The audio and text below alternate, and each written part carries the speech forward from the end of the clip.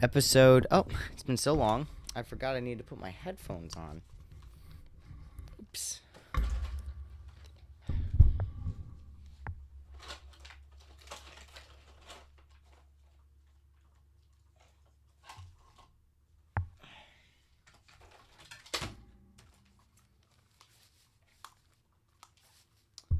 Alrighty, episode 271 of Backpacking America. Thanks again for everyone for tuning in. Sorry for the long hiatus.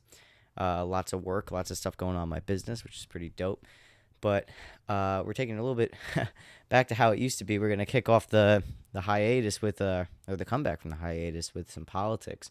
A 42-year-old woman helped her 17-year-old daughter get an abortion in Nebraska through abortion pills. So before Roe v. Wade was overturned, a lot of women stocked up on, I forget what the name of it's called. It's an abortion pill where you don't have to get the surgical procedure to remove the fetus from the womb. Instead, you take a pill and it terminates the pregnancy if it's been. I think they did it. Really, you should be doing it like no longer than 15 weeks because it may not be effective and there could be birth defects. But if you live in Nebraska where abortion is illegal after 12 weeks, you can't get those procedures. So they were taking their chances with the pill. And, the woman, I believe, got 2 years in prison or 3 years in prison. And the daughter got 90 days in prison. And the way, what struck me about, and why I wanted to talk about it was, it's the way that the prosecution was talking about the defendant was as if this was some long-standing legal precedent that abortion was a crime. Like, oh my God, how terrible, and the way they disposed of the body of a fetus, how awful, and blah, blah, blah. I'm like, well, you do understand that when you go to Planned Parenthood or you go to, really, when you go to Planned Parenthood, they put the unborn body, whatever you want, I forget what the non-charged term is, but they take what's left of the pregnancy and they do dispose of it. And in this case, the mother and the daughter burned what was left of the fetus, and they got rid of it. So, I mean, it's going to get thrown out or burned anyway in a Planned Parenthood. What's the difference here? It's not like now it's illegal in Nebraska to do that after 12 weeks. And I said on earlier shows, 12 weeks is enough time to if you're pregnant, it's enough time to make a decision. But the thing is, there's a lot of times where people don't know that they're pregnant until the 12th week. And especially if they're overweight. If you're overweight, you're not really knowing until it's 3 to 6 months in, when things get really crazy. Or, there's cases where you could be super skinny and your pregnancy just doesn't show. That's happened too. I know people that's happened to. So it's, again, it's not, really 24 weeks is should be the cutoff, but, it's just kind of the way they were talking about it was really fucked up. So, and this is the thing too, this happened under a Democratic government where everything was unified and the Supreme Court said, no, you know what? Sorry, abortion's going away. And, the Biden administration had at least a good year and a half to codify Roe v. Wade into law. And it would be impossible to make a Supreme Court ruling like that where Roe v. Wade would get overturned. So they could have actually made it very difficult to strike down, and they didn't. The Democratic Party failed to do that. And instead, what they're doing is they're just blaming the Republicans. So it kind of just goes to show how, ineffective that party is. Both parties are really, ineffective at governance. Let's be real. They just want power. But the Democratic Party is the party that allowed this horrible situation to happen. And now a mother's going to jail for trying to help her teenage daughter who's really unprepared to have a child. Same thing with the teenage father that, the kid was they probably had unprotected sex or the condom broke or whatever. And they were probably like freaking out. They're like, I don't know what to do. Should I tell my mom? I don't know. Should I tell my parents? Blah, blah, blah. And by the time, the daughter went to the mom, it was too late. And also, these are kids. They don't understand really that Roe v. Wade is overturned or what that really means. Or like, it's just kind of like when you're a kid, things are different. And now this child has to spend 3 months in jail, and the mother has to spend 2 years in jail. And it didn't seem like there was a father in the picture. So now the daughter's going to be an orphan. And because Roe v. Wade got overturned, their whole lives are fucked up. Their whole lives are fucked up. Now this kid's got like a juvenile, I guess it would be a misdemeanor on her record. And then the mother, I don't think it's a felony in Nebraska, but it's a pretty serious charge. And that's going to be on their records, and it's going to affect everything for the rest of their lives because of a Supreme Court decision. And this is the effect of Roe v. Wade. A lot of people, doctors, have been put in prison already for practicing abortions illegally. And this also goes back to what I was saying when all this first started, was that abortions are going to happen whether you want them to or not. They're just going to go back to being backroom abortions, unsafe, uncleanly, and it's not going to be a pretty picture. Now, fortunately, the Supreme Court said we're out of the abortion business, but states can decide whether they want abortion to be legal or not, which in some cases is really good because all the states that want abortion, whether they be Republican or Democrat, have codified it into law that abortion is allowed, or the states that are against abortion put severe limits on it or completely banned it. I believe Louisiana completely banned abortions in the state of Louisiana for any reason except incest, maybe rape. I'm not too sure. You go to places like Nebraska, you're allowed to get one up to 3 months after you're pregnant, or 12 weeks, and it's allowed it's allowed after the 12 weeks in cases of rape, incest, or severe illness of the mother, where it's going to be life-threatening. So it's very, very like, I understand like the different laws and stuff around it, but the thing is, like, biology is very hard to predict, and people get pregnant, women get pregnant, like, and they don't know for weeks to months after in some cases. Like, not everyone, especially a 17-year-old girl, man, you're not going to be religiously testing every 2 weeks and all this stuff. You're a dumb kid. You're not even an adult. Like, you can't even join the military. You can't own a gun. You can't vote. Yet you should be responsible enough to get a pregnancy test and wear protection and this and that. It's like, you can teach it. You can be proactive in saying is the adult or the school or whatever authority you are in a child's life to say, hey, you should practice safe sex. If you are having sex, you should learn what voting is. You should learn what encouraging people to start to take on responsibility by getting information and knowledge before they turn 18. But this is a child, and kids aren't really that smart, especially when hormones and sex and all that get intertwined. So you really can't.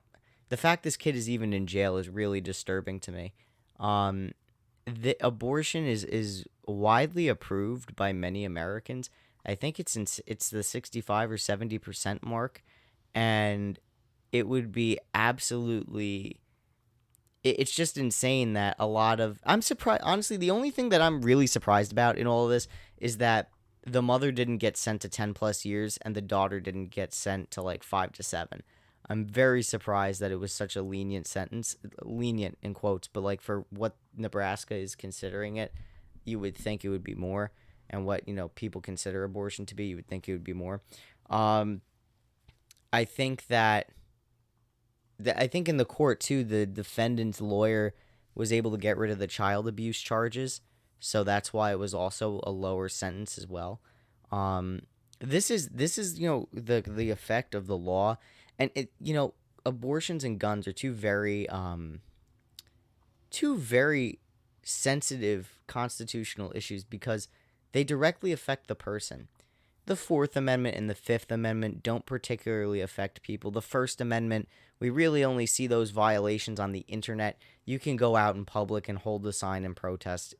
You're most likely not going to run into any problems, and if you do, there's nothing that the police can do seriously without getting, a lawsuit that would be of serious detriment to them. So, not to say that there aren't violations of the First Amendment, but there's a violation of the Second Amendment and a violation of your bodily autonomy are physical manifestations of the Constitution and ideology. And when those things are being interfered with by law and ideological motivation, it's felt much more strongly than, a Facebook post getting removed or your right to privacy being, invaded. Because your right to privacy, but the FBI is like looking through your phone camera and you have no idea they're doing it, or you don't know if they're actually spying on you. It's not as obvious or pervasive. But if you live in a state where you have an AR-15 and you have to, weld your mag shut into it and make it a fixed magazine rifle, and you have to follow all these rules and regulations, and there's waiting periods and this and that, that's felt. Or if you're in a pro-life state where, oh my God, my teenage daughter just got pregnant, or oh my God, I just realized I'm pregnant after 3 months and I can't get an abortion and now I'm stuck with this kid, that's also a problem where it's directly impacting your life. It's actually very scary to and I understand the pro-life the pro-choice crowd that are in these pro-life states, because they're feeling the same things that the gun owners are feeling in restrictive states, where it's kind of like, I view a firearm as essential to self-defense and national defense, and the fact that it's being infringed upon in states like New York and New Mexico and Connecticut and Massachusetts, that's of concern, because how are we going to defend ourselves? How are we going to defend our country? And then, for the women in the restrictive states, how are we supposed to defend our bodies if we get pregnant? What if we get raped and we don't want this kid? What are we going to do if, it was an accident, or, oh my God, the person that had the child with me, they decided to break up with me and now I'm going to be a single mom. What do I do? It's very there's so many factors that go into family planning and choosing to do an abortion. And the thing is, I really hate how the pro-life crowd makes it just seem so flippant that people are getting abortions to get abortions like it's birth control. Don't get me wrong. There are some people that do that. I've seen some stuff on the internet where women are like, yes, I got an abortion, abort it. That's 1% of women, maybe less than, and they're usually very mentally ill. A lot of women that get abortions, they're just shot for a long time mentally after that, because it's you're taking a life out of your womb, and in your head you're like, okay, this is going to be a baby, I'm gonna have a family, and then it's I can't have this anymore, or I should never have had this. I never wanted this. But then there's the moral quandary of it. Did I do the right thing? What would have happened if I didn't get that abortion? What is, maybe it would have been something good for me, or I don't know. I don't really know what goes through the mind of someone that did get an abortion, but I know enough that it's not an easy choice. There's a lot of what ifs, and it's a painful choice that's not taken lightly. So I really dislike the whole pro-life crowd making it seem so flippant and like they're just getting abortions left and right. I don't think that banning abortion in any case, or even restricting it, is restricted as it is now in states like Florida, South Carolina, Georgia, and Louisiana. I don't really think those, even Nebraska, I don't think that route by banning or severely restricting is doing anyone any good. And personally, I think that the Supreme Court ruled on this, one, because it comes up every year, because the pro-life lobby and the pro-choice lobby keep clashing and taking up docket time. So I understand that. But I also feel like it's an underpopulation issue. the United States and a lot of the Western world has seen declining birth rates in the last 20 years. And I think for the first time, the United States is in a net negative of population replacement. So I think that might have had in a real Handmaid's Tale type of way.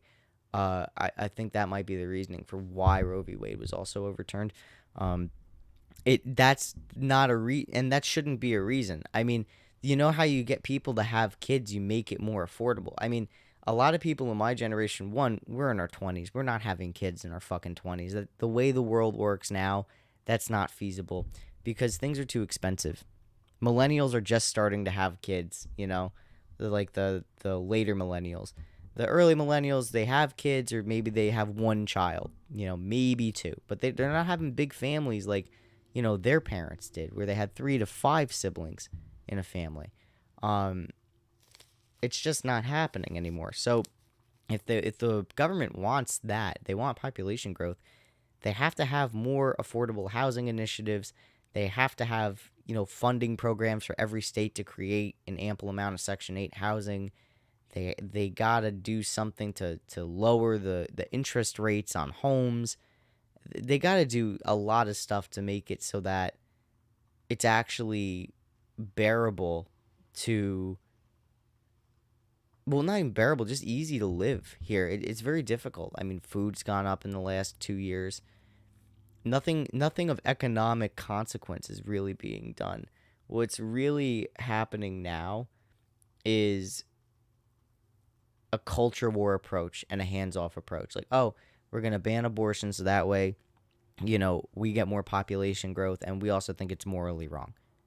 When what you could do is if you wanted less abortions, you make it more secure and able for families to grow.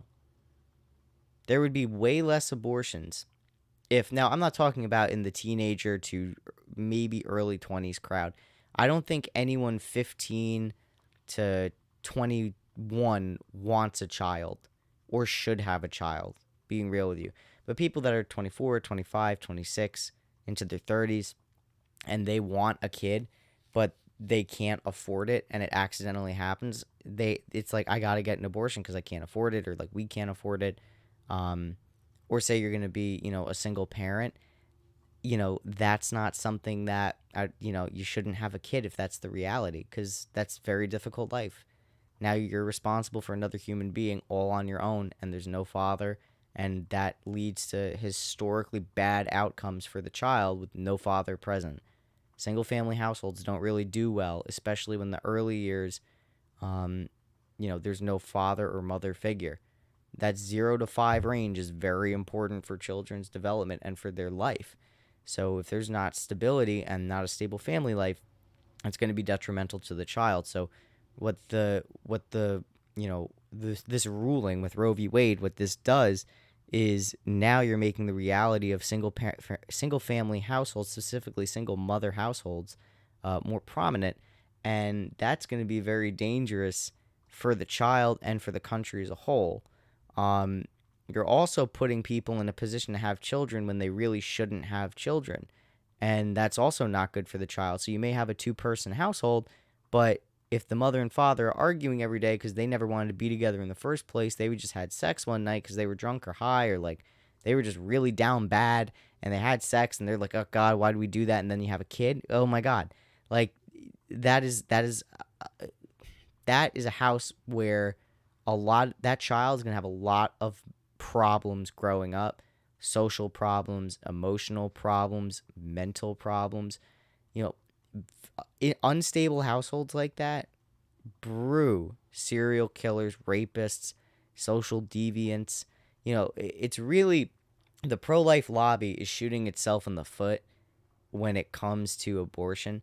And one of my favorite lines from the pro-life lobby is, oh, the woman that conceptualized abortions was a eugenicist and she wanted to kill African Americans and prevent them from having babies.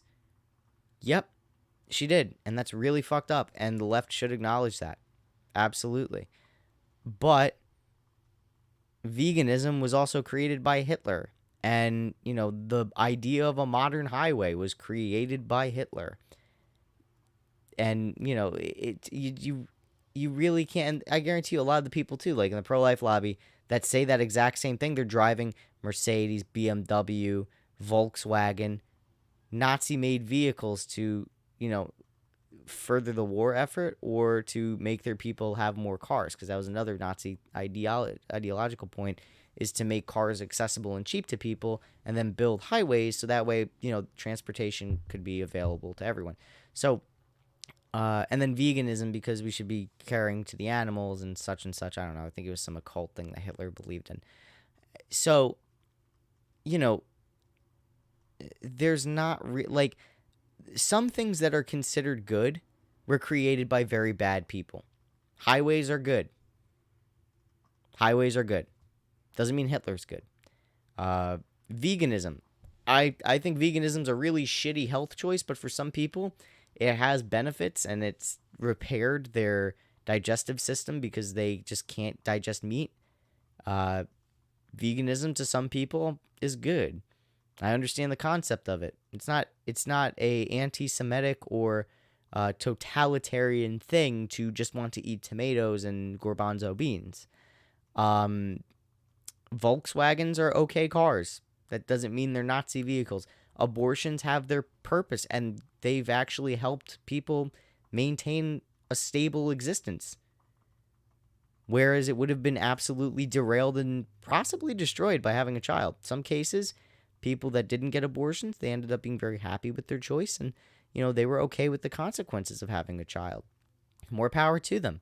But the thing is that what Margaret Sanger wanted to do, the woman that conceptualized abortions, is put all these abortion clinics only in communities of color and then have them all die out because abortions would be pushed on them like crack cocaine was pushed on the black community in the 1980s by the CIA. What's happening now is abortions are just available for people that want to get an abortion, and it's not being pushed on any community discriminately or indiscriminately. You can get an abortion anywhere. You genuinely can. It's not marketed at all. It's just like, oh shit, where do I go get an abortion? That's where it is. It's literally, where do I go get one? That's how you know it's not getting marketed. It's a choice that people make, and I'm very tired of people. I'm very tired of the pro-life crowd saying that it's being pushed upon people, or, oh look, she was a bad person. Yeah, there was bad people, and this is the thing too about the pro-life crowd. They'll say, oh yeah, well, there were some bad things that happened in America's history, but we should just get over it because look at all the great stuff that's happened since then. So like, it's the same concept, right? There's a lot of, and the thing is with a lot of American politics lately is the more radical we get, the more contradictory we also get. So, and listen, for the left wing too, I mean, there's a lot of contradictions with leftist ideology being, a U-shaped turn to fascism. Like, for example, in New York State, they're continuously trying to get this bill pushed where, if you're suspected of having COVID or another communicable disease, you could be put in a health department, basically concentration camp, indefinitely, and only the health department can determine when you're safe to go back to work or to your home. And that sounds like something that the Nazis would do. And I believe that the concentration camps in Nazi Germany not only were used to keep the Jews safe, but also to prevent the spread of communicable diseases. I'm pretty sure that's like one of the initial things they told the public to justify the camps. So, and I have to do more research on that. I want to do a greater episode on it. But overall, I think that woman and that child should not have been charged. I don't agree with Roe v. Wade being overturned. I know I said in the past, like, okay, the 3-month rule is like reasonable. I wouldn't be pissed about it, but it's also like not my choice, and I'm also not the one that is getting an abortion, and there's also like a lot of other factors where 3 months may not be enough time. people don't know, especially if you're a bigger girl, like you're not going to know you have a pregnancy as soon as someone that's skinnier. You know what I mean? Like you're not going to notice the extra weight. Um and the thing is too, like I just said, like to compromise, like I wouldn't be pissed with it, but like if that happened in New York, I'd be like, what the fuck? That's going to be devastating because there's going to be people, they're not going to know. And quite frankly, I really like the 24-week thing that we have in New York State. I think that that's very fair. That's more than halfway through the pregnancy.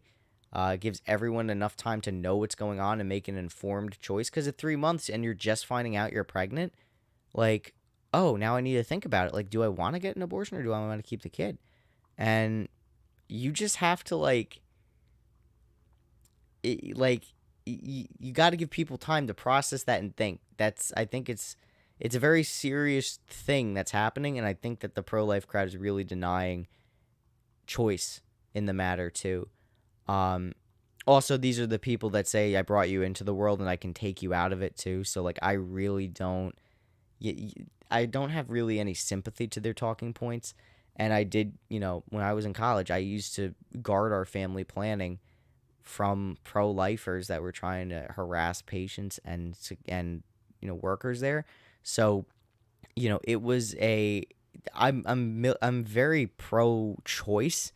I can see, the attempt being made to have a compromise at the 12-week mark. I can understand that. I can respect it to a degree, but I personally don't think that it's enough. And I'm very shocked and surprised that there wasn't any major resistance or protesting done in those states as well as nationally. I remember when it was rumored to be overturned, people mobilized in the streets, but it wasn't it was nowhere near what I thought it would be. I thought it would be Black Lives Matter too. I didn't think it would just be some like, yes, we're in the streets and that's it. It was nothing militant. It was nothing that made people say, okay, we're done. Like New Mexico, they said, all right, you can't open carry your guns anymore, and all your open and concealed carry permits are suspended. They literally took out their guns and they just occupied areas of the street with their guns, and they said, yeah, we're not obeying this, and then it got overturned in like 48 hours. So I'm just saying that the pro-choice crowd really needs to take some more like steps to be like, nah, this is fucked up, because we're going to see more cases like this, and it's going to get worse because those pills, it's going to get harder to get those pills. I think right now you can still get them mailed to you if you live in a pro-life state. You can get those abortion pills mailed to your home still, because those aren't considered abortion materials. Those are considered contraceptives. So those are still legal to get. However, I wouldn't rely on that being your saving grace. That's that's kind of like New York State gun owners relying on the courts to overturn bad legislation that restricts our right to the Second Amendment, and then some more fucked up bullshit gets passed when the original fucked up bullshit gets overturned. So what's going to end up happening is the pro-lifers are going to take the anti-gunner approach, where they're just going to bog down the court with legislative challenge after legislative challenge after legislative challenge, and it's going to be very arduous for the pro-choice crowd in those states to